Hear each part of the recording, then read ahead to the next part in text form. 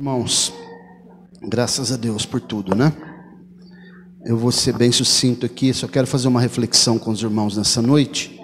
Abra sua Bíblia comigo no Evangelho de Jesus Cristo, segundo escreveu o evangelista Mateus. Já foi lido aqui um pedacinho dessa passagem pela Pâmela, né? No capítulo 2, versículo 1 em diante. Vamos estender até o versículo 12. Glória a Deus. As pessoas que vão assistir depois pelo YouTube, né, pode também assistir lá uma outra pregação que nós fizemos sobre Jesus não nasceu na manjedoura, né? Só entrar lá no canal da Assembleia de Deus, Ministério Apologético. Glória a Deus. Todos acharam? Capítulo 2, versículo 1 em diante? Diz assim a palavra do Senhor: Santa, bendita e eterna. Ora, tendo Jesus nascido em Belém, da Judeia, nos dias do rei Herodes, eis que alguns homens sábios, tradução de vocês fala magos, né? Vieram do Oriente a Jerusalém, dizendo: onde está aquele que é nascido rei dos judeus?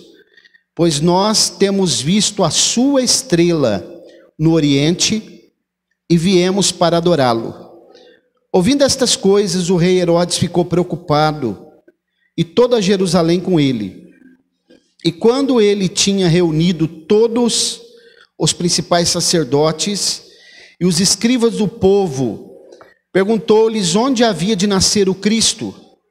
E disseram-lhe: em Belém da Judeia, pois assim está escrito pelo profeta: e tu, Belém, na terra de Judá, não és a menor entre as capitais de Judá, porque de ti virá um governador que há de governar o meu povo Israel.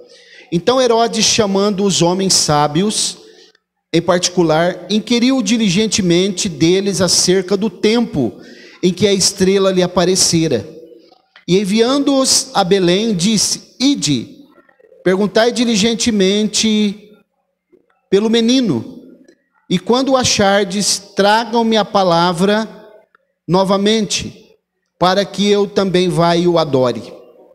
Tendo eles ouvido o rei, partiram, e eis que a estrela que tinham visto no Oriente ia adiante deles, até chegar e parar por sobre o lugar onde estava o menino. E vendo a estrela, regozijaram-se com grande júbilo. E entrando na casa, eles viram o menino com Maria, sua mãe, e prostrando-se o adoraram, e abrindo os seus tesouros, ofertaram-lhe dádivas, ouro, incenso e mirra. E sendo avisados por Deus em sonhos, para que não retornassem para Herodes, eles partiram para sua terra por outro caminho. Podemos dizer amém?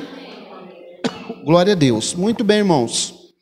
Está aqui uma passagem bíblica simples e objetiva, narrando o nascimento de Jesus, o maior de todos os eventos da história. Um dia, alguém disse para o pastor Billy Graham, lá nos Estados Unidos, que foi o maior evangelista do século 20. Disseram para ele assim: você sabe qual é o maior evento que já aconteceu na história? E o pastor Billy Graham ficou pensativo.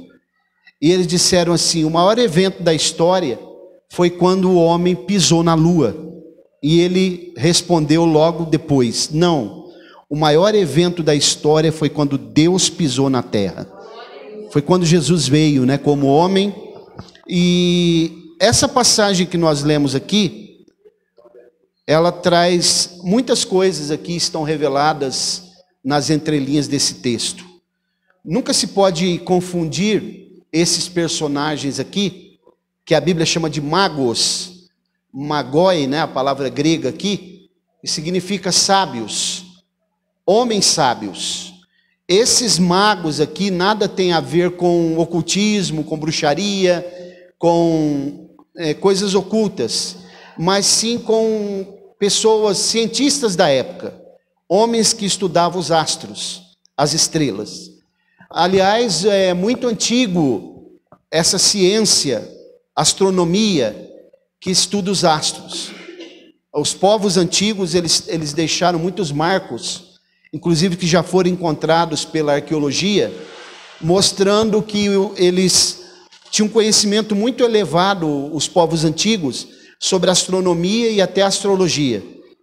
Ao contrário do que muitos pensam, né, que depois que a tecnologia foi inventada, que se passou a ter conhecimento das estrelas, dos astros, das constelações, mas esses povos antigos, eles já tinham conhecimento muito elevado a respeito do tema. Aqueles pastores que são mencionados no evangelho que Lucas narra, não são esses homens aqui. Aqueles pastores eram pastores da mesma comarca de Belém, que pastoreavam seus rebanhos durante a noite e que foram até a manjedoura onde o menino foi colocado. Porque o texto de Lucas deixa muito claro que ele não nasceu na manjedoura. Ele nasceu na estalagem onde eles estavam. Como não havia lugar para os três, é só ler o texto de Lucas capítulo 2, então o menino foi colocado na manjedoura posteriormente, porque não havia lugar para os três na estalagem. E eu já ensinei aos irmãos que dentro da tipologia bíblica, era necessário que Jesus fosse para a manjedoura, porque como ele, simbolicamente, ele é o Cordeiro de Deus que tira o pecado do mundo, logo era necessário que o Cordeiro estivesse na manjedoura. Mas o assunto que eu quero mostrar para os irmãos é que há uma interpretação equivocada também a respeito desses sábios, desses magos, ou desses cientistas, e da estrela que guiou eles até o local onde Jesus estava. Por que essa estrela apareceu de repente para que eles fossem guiados? Porque eles tinham familiaridade com estrelas, eles estudavam os astros. Logo, Deus então vai preparar algo que eles conheciam, para que pudesse guiá-los até o local onde Jesus nasceu. Até porque também quase não se conhece, a gente para entender isso precisa fazer um paralelo com Gênesis 25, para saber que esses homens eram descendentes de Abraão. Sobretudo, uma das suas mulheres, chamada Quetura, né, depois que Sara morreu, ele casou-se com uma mulher chamada Quetura, e aí ele teve outros filhos, de quais descendem estes homens aqui, que muita gente também não sabe, que eles saíram da região da China, das Coreias, do Japão, por isso eles demoraram um período de aproximadamente 2 anos, para chegar onde Jesus estava. Por isso que o texto, quando nós lemos aqui, os irmãos vão perceber, que quando eles, o versículo 11, entrando na casa, viram o menino, não na manjedoura, porque aqui Jesus já tinha aproximadamente 2 anos. Por isso que Herodes, quando ele manda matar as crianças, para que ele pudesse Jesus ser morto, ele ordena que as crianças de 2 anos para baixo fossem mortas, porque Jesus já está aqui com 2 anos.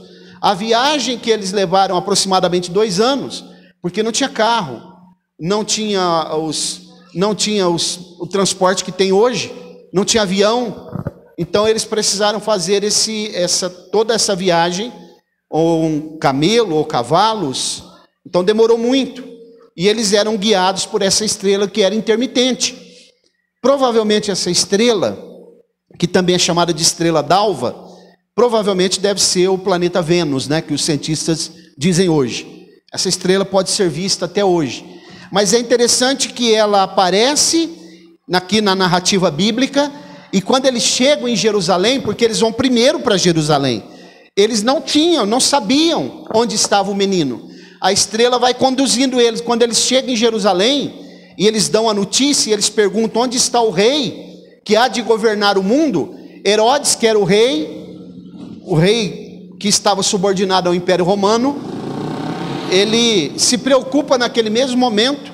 O versículo 6 diz assim: E tu, Belém, na terra de Judá, não és a menor entre as capitais de Judá, porque de ti virá um governador, que há de governar sobre o meu povo Israel.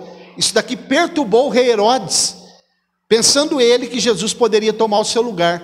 Ele já havia consultado os sábios, a Bíblia diz, os sábios, está no versículo 3 e 4, e eles disseram para ele que o Cristo, com certeza eles consultaram as Escrituras, que o Cristo deveria nascer justamente em Belém. Então ele vai dizer para os sábios que eles deveriam ir aonde o menino estava, indicou a cidade de Belém, que significa casa de pão, justamente porque Jesus também, simbolicamente, é o pão da vida, e o pão da vida só poderia nascer na casa de pão. E eles então, ele diz para eles: quando vocês adorarem o menino, vocês deverão voltar aqui e me dizer onde está o menino, para que eu possa ir adorá-lo. Mas na verdade não era isso que ele queria matar o menino. E a Bíblia diz, irmãos, que quando eles vão caminhando novamente na direção de Belém, a estrela se apresenta novamente. A Bíblia diz no versículo 9: eles, tendo ouvido o rei, partiram, e eis que a estrela que tinha visto no oriente, olha aqui, ia adiante deles, até chegar e parar sobre o lugar onde estava o menino. Versículo 10: e vendo a estrela, regozijaram-se com grande júbilo. Então aqui eu quero mostrar algo para os irmãos. Existe uma linha teológica falsa que também ensina que essa estrela não era obra de Deus, que essa estrela não era proveniente de Deus, que provavelmente foi Satanás que enviou essa estrela. Porque como Herodes queria matar o menino, eles utilizam o argumento de que primeiro eles vão a Jerusalém e se encontram com Herodes, mas eles foram a Jerusalém justamente para saber onde o menino haveria de nascer. Então diz essa linha teológica das TJ, né? Eu vou abrir aqui, as Testemunhas de Jeová, diz que essa estrela foi enviada por Satanás para que Jesus fosse morto. Mas quando nós olhamos para esse texto, nós vemos que essa interpretação, ela é falsa. Essa estrela foi enviada pelo próprio Deus. Observe comigo o versículo 2, diz assim: dizendo: onde está aquele que é nascido rei dos judeus? Pois nós temos visto a sua estrela no oriente e viemos para adorá-lo. Uma simples leitura do texto já nos mostra que essa estrela não era do diabo. A estrela era de Deus. Vimos a sua estrela. De quem? A estrela do menino. A estrela que estava conduzindo a estrela maior, que é a resplandecente estrela da manhã. Apocalipse 22 chama Jesus de resplandecente estrela da manhã. Então essa estrela aqui foi uma ferramenta utilizada por Deus para mostrar o caminho para aqueles homens, para que eles pudessem encontrar o Salvador do mundo. Estes homens que não eram judeus, também eram gentios, é tipo do pecador quando vai até Jesus, até o Salvador.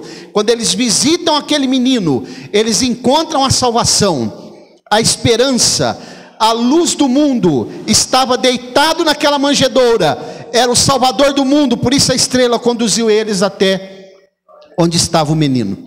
Então aqui é um tipo do pecador quando vai até Jesus, porque não há salvação sem Jesus.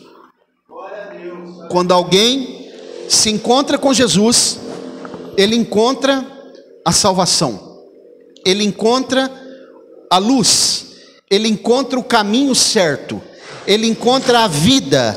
O próprio Jesus disse isso: eu sou o caminho, a verdade e a vida.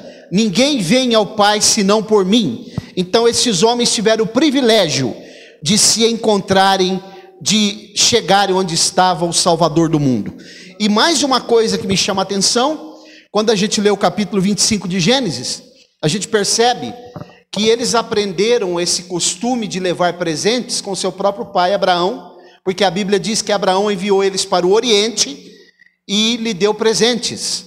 Então, irmãos, esse costume que se tem até hoje de se trocar presentes durante o período do Natal, é algo que está revelado na Bíblia.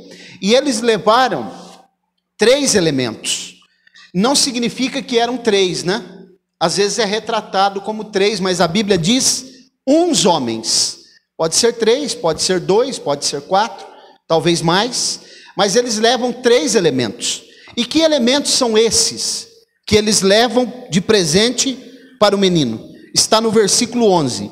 E entrando na casa, observe que ele não estava mais na manjedoura, viram o menino com Maria sua mãe, e prostrando-se o adoraram. Adorar a ele é o ato, esse ato pressupõe que eles estavam diante do Salvador, porque ao adorar a eles estavam reconhecendo que ele era o Salvador do mundo. Aquela criança era a esperança do mundo que estava mergulhado nas trevas. Ao adorar o menino, eles estão se colocando no lugar da criatura que só se realiza no seu Criador. Então observe, adoraram e abrindo seus tesouros, porque eram ricos. Alguns chamam eles de reis, né? Talvez eles fossem reis na sua pátria. E eles trouxeram, ofertaram presentes, ouro, incenso e mirra. 3 elementos. Ouro na Bíblia tipifica a natureza divina. Ao entregar aquele ouro para aquele menino, eles estavam reconhecendo que aquele menino, não obstante tivesse a natureza humana, mas também era divino.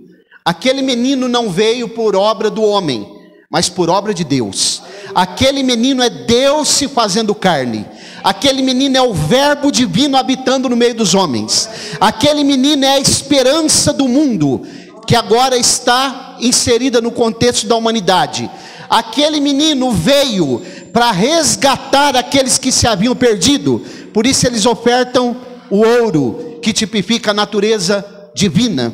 Incenso tipifica as orações. É só ler Apocalipse 5 e 8. Então nós percebemos que aqueles homens, ao ofertar incenso, eles também estão orando diante do menino. Eles estão clamando, pedindo algo que somente Deus é quem pode responder os anseios dos homens. Somente Deus tem poder para ouvir e responder as orações. Somente Deus tem poder para ouvir e responder o clamor. Somente Deus tem poder para ouvir e responder os anseios do âmago da alma do ser humano. Também eles entregam mirra, que é uma pequena planta de cheiro muito forte, cheiro agradável, que tipifica na Bíblia, a mirra na Bíblia, ela tipifica a mansidão. Ao entregar aquele elemento chamado mirra, eles estão reconhecendo o que o próprio Jesus vai reverberar depois, dizendo: vinde a mim todos os que estáis cansados e sobrecarregados, eu vos aliviarei. Tomai sobre vós o meu jugo e aprendei de mim, que sou manso e humilde de coração, e encontrareis descanso para as vossas almas. É uma das qualidades do fruto do Espírito, né? De Gálatas 5:22. A mirra tipifica a mansidão, qualidades que estavam naquele menino, que posteriormente iriam ser reveladas. Não há ninguém no mundo que possa ser comparado com Jesus. Não há nenhum personagem que está no mesmo patamar de Jesus. Não há nenhum homem que marcou a história que pode ser comparado com esse que nós chamamos Jesus. A palavra Jesus, que vem do hebraico Yoshua, Josué, significa Salvador. Então, irmãos, nasceu o Salvador. Quando nasceram os grandes homens do mundo, os reis, os notáveis, os pensadores, os grandes filósofos, eles nasceram em berço real, foi feito festa, né? Foram ganhados grandes presentes, nasceram em grandes palácios. Mas este que é o maior de todos, o Rei dos Reis, o Senhor dos Senhores, o maior, que não pode ser comparado com nenhum outro homem, ele nasceu e foi colocado em uma manjedoura. E ali, irmãos, estava o maior tesouro que a humanidade pôde presenciar. E ele está vivo. Ele nasceu, foi morto pelos homens, mas venceu a morte, ressuscitou, e hoje ele está vivo, assentado à direita do Pai, e ele intercede pelos homens. Ele ainda salva. Jesus Cristo Cristo salva, Jesus Cristo cura, batiza no Espírito Santo e em breve voltará. Então, irmãos, o que nós estamos fazendo aqui nessa noite? Relembrando o seu nascimento. A esperança raiou no mundo quando Jesus nasceu. As trevas foram dissipadas, a luz raiou, glória a Deus. Os anjos cantaram naquela noite que ele nasceu. Paz na terra aos homens, paz na terra, né, e boa vontade para com os homens. E naquele momento a Bíblia diz que os pastores que estavam no campo, como eu citei aqui já, Lucas capítulo 2, eles vigiavam os seus rebanhos. Eles foram até lá onde estava o menino, e eles também puderam adorá-lo. E eu pergunto aqui nessa noite, o que nós viemos fazer aqui nessa noite? Viemos sobretudo adorar o seu nome, glorificar a Ele, tributar a Ele toda a honra, toda a glória, todo o louvor, toda a exaltação, toda a reverência, todo o tributo, todo o respeito, toda a devoção, porque Jesus Cristo é o Deus vivo. Glória a Deus. E você só está aqui nesta noite, irmã Roberta, completando mais um ano, porque Ele te deu vida até aqui. Estamos aqui porque Ele nos sustentou na pandemia, na escassez, nas tribulações, nas angústias, nas perplexidades, na tristeza, nos momentos de incapacidade, nos momentos de depressão, nos momentos de separação, nos momentos que faltou força, nos momentos que a saúde ela se esvaiu e a doença se abateu sobre nós, nos momentos que nós nos sentimos incapazes, mas Ele nos sustentou, Ele nos deu esperança e Ele nos conduziu até esta noite aqui para nós agradecer a Ele, porque Ele é o Salvador do mundo.